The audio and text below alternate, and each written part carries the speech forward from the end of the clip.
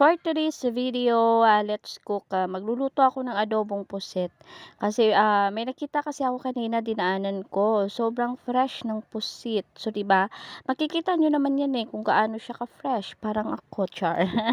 So, ayan po, samahan nyo ako at ako'y magluluto ng simpleng ulam para sa aming hapunan. So, hapunan guys, kasi ngayon ko lang naalala talaga na i-edit tong video. Kahit sa pag-i-edit, tinatamad ako. Bongacious.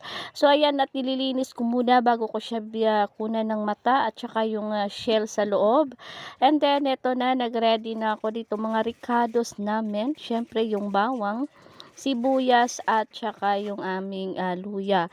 So, ayan, at ginayat ko na ng pambilisan to the max. So, 'di ba?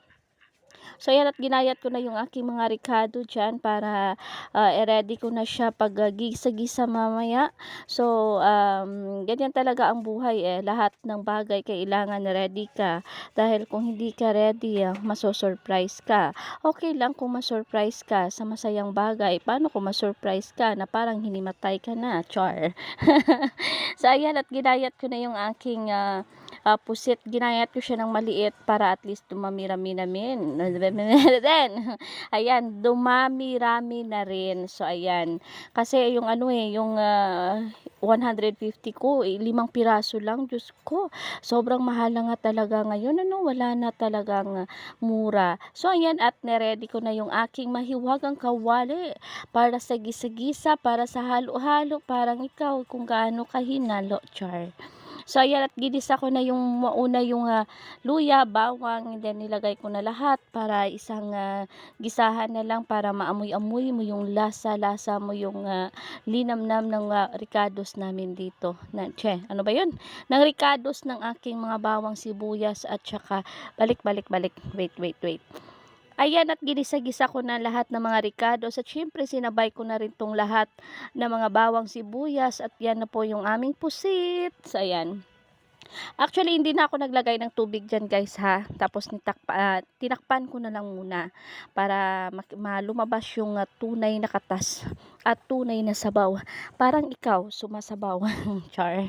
So, ayan, at nilagyan ko na rin siya ng suka. Siyempre, gamit ko ay dato puti para sa at least maasim kilig.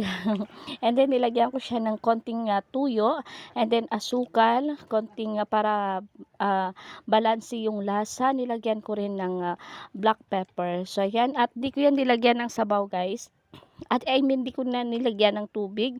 Kusang nagtutubig yan. Yung adobong puset kasi, masarap siya pag fresh. Makikita mo yung tunay na itim. Masarap pag itim. Diba? Relate ba kayo? Relate ba kayo sa itim, guys? Diba masarap pag itim? Char. So, ayan po yung aming puset. So, sariling tubig lang niya, guys. Hindi ko talaga nilagyan. So, sabi nila, pag pusit daw, wag mo daw i-overcook. So, ayan, at binilisan ko na. At ayan, at ready na. At kami ay kakain na.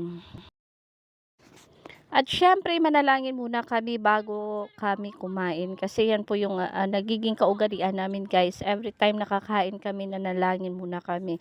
So ayan, at kumuha lang ako ng konti para lang maubos namin, para hindi namin ano tawag dito, basta hindi namin maamo, charot.